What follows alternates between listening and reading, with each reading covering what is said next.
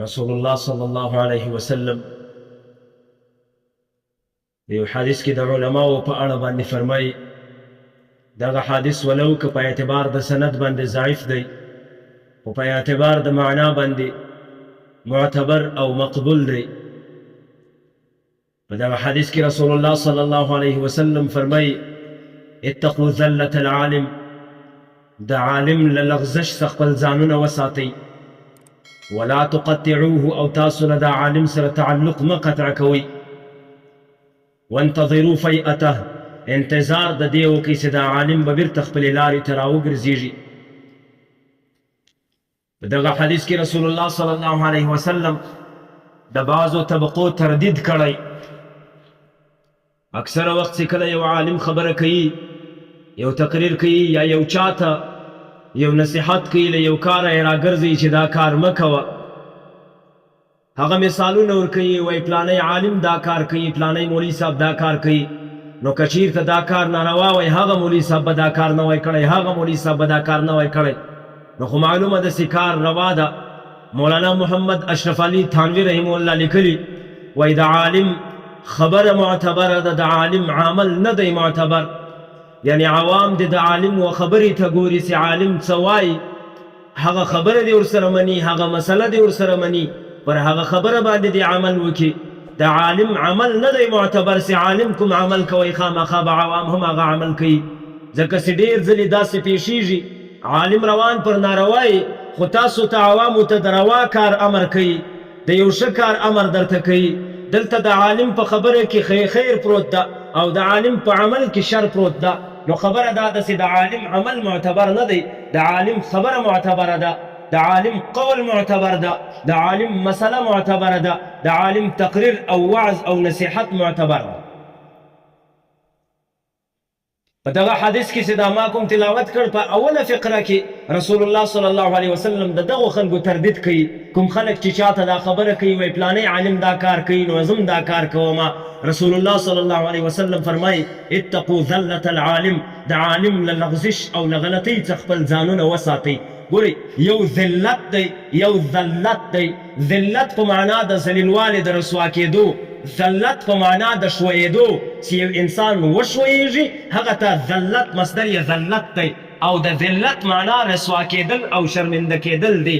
دلته رسول الله صلی الله علیه وسلم دا نه وایي چې تاسو د عالم له رسوایي څخه ځانونه وساتئ، نه، تاسو د عالم له ښویېدو څخه ځان وساتئ. که هر کله یو عالم پر غلطه لار باندې روان سو، یو غلطي خپله کړله، غلط کار یې خپل کوي، تاسو دغه عالم پیروي او دغه اتباع په دغه کار کې مه کوئ، دغه کار مه ورسره کوئ.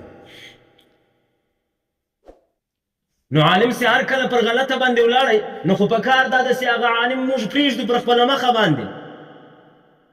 د حدیث په دویمه فقره کې رسول الله صلی الله علیه وسلم د دې خبرې هم تردید وکړي، وایي ولا تقطعوه، له دغه عالم سره تاسو تعلق مه قطع کوئ.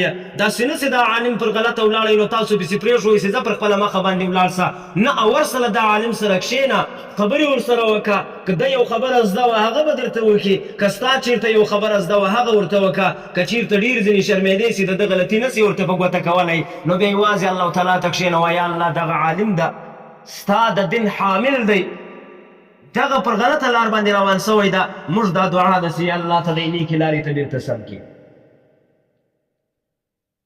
په دا دعا کې دوه ثوابه تاته الله جل شانه درکوي. که چېرته دا دعا نه قبلیږي دوه ثوابه درکوي، که قبلیږي درې ثوابه الله جل شانه درکوي. یو ثواب د مطلق دعا ده، دعا هم یو ذکر ده، د دې ثواب الله جل شانه درکوي. دویم ثواب د خیرخواهي ده چې ستا سره د یو مسلمان ورور د یو عالم غم در سره ده، هغه غم دې په زړه کې پروت ده، په دې وجه باندې الله تعالی ته وایي چې یا الله دغه عالم ته هدایت وکړې، نیکې لارې ته یې بېرته سم کړي. دویم ثواب د خیرخواهي سو.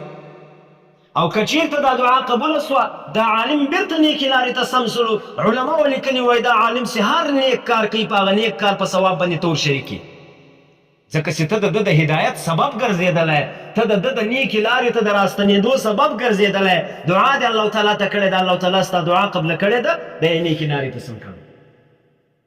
لهذا ولا تقطعوه، له د عالم سره تعلق مه قطع کوئ. مولانا اشرف علي صاحب تھانوي رحمه الله لیکلي وای عالم که هر څونه ناروای که هر څونه فاسق وي پر عوامو باندې بیا هم د تکریم او د احترام او د تعظیم حق لري. مثال یې په دغه آیت ورکړی ده لکه الله جل شانه چې په قرآن کې فرمایي وایي وان جاهداک ان تشرک بي ما لیس لک به علم. وایي که چېرته دا مور او پلار ستا دا مشرکین دي کافران دي هغه پر تا دا کوشش کوي چې ته د الله تعالی سره شرک وکړه فلا تطعهما د مور پلار دا خبره مه منه. وصاحبهما في الدنيا معروفه په دنیا کې د مور پلار سره ښه سلوک وکړه ولو که دوی کافران دي د دوی سره سلوک وکړه د دوی د والدین کېدو احترام او تکریم پر تا باندې فرض ده چې ته به کوې. همدا مثال د عالم که هر څونه فاسق ده لیکن په توکل په معاشره کې هغه عالم د الله تعالی دته د علم رتبه ورکړې ده په دغه د علم د رتبې په وجه باندې هغه پر تا باندې حق لري چې ته د احترام وکړې د عزت وکړې د تکریم او د تعظیم وکړې. وانتظروا فیئته او تاسو انتظار دې ته وکئ چې دغه عالم بیرته د خپلې لارې ته راوګرځېږي.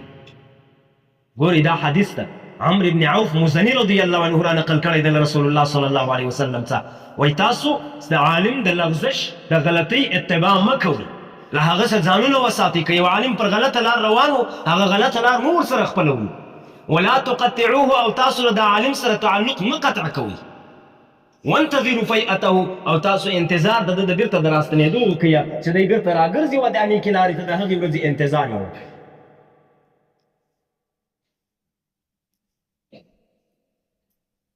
او عالم چې هر کله د لارې چپ سوی ده بیرته راګرځېدلی ده ځکه چې ده ته الله جل شانه علم ورکړی ده د دغه علم د برکت په وجه باندې دی بیرته د خپلې نیکې لارې ته راګرځېدلی ده راستون سوی ده.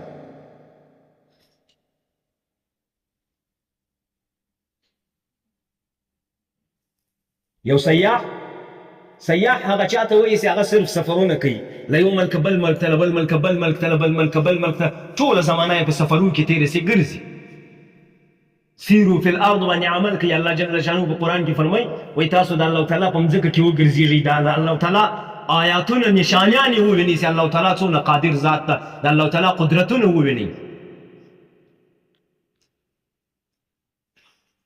دا واقعا ما خپله لیدلې نه ده خو اورېدلې مې ده له بابا څخه چې یو سیاح یو وخت کې دی پر یو کلي باندې رالی په یو مسجد باندې په دغه مسجد کې یو عالم ناسته تقریر کوي. په دا حالت د تقریر کې چې دا څه مجمع ورته ناسته ده ټوله مجمع ورته ځاړي یعنې دونه تاثیر لري په دا خبرو کې په دا خپل اواز کې په دا خپله ژبه کې دونه تاثیر پروت ده. دا سیاح وایي زه م ورته کښېنستم د دغه عالم تقریر یو ځان ته اثر لري حتی چې څو ورځې مې دلته ورسره تېرې کړلې د عالم سره هره ورځ به د ده تقریر او وعظ ته کښېنستم ډېرې ښې راباندې لګېدلې ده د عالم خبرې. نو سیاح خو مسافر سړی ده نن دلته سبا هلته دلته چې وخت پوره سو له دې ځایه روان سو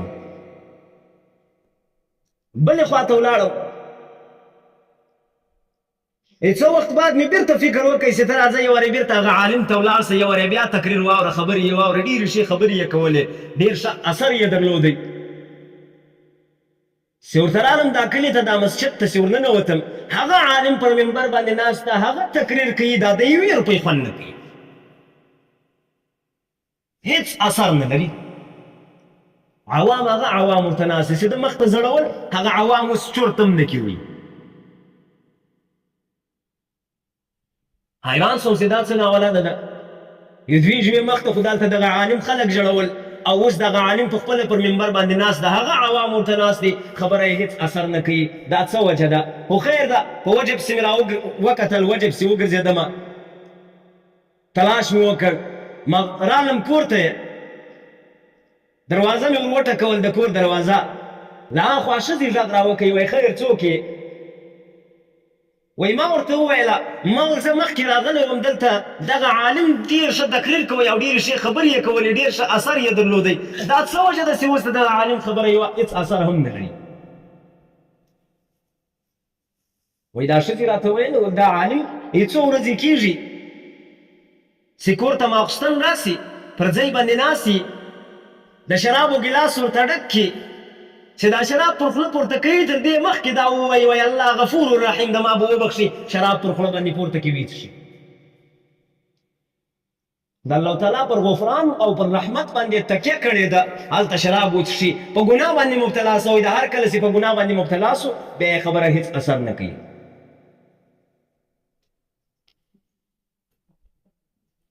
دا سیاح ورته وایي دا ښځې ته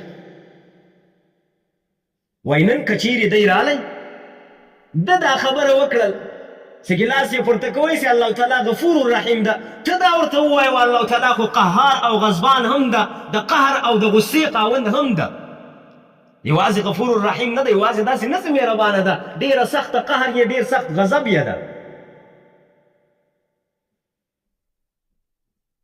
دا عالم چې ماخوستن کور ته رالی چې دا شراب یې خولې ته پورته کول تر دې مخکې دا خبره وکړه نور الله غفور الرحیم ده دا ښځې مخ ورباندې راوړی وایي الله تعالی خو قهار او غضبان هم ده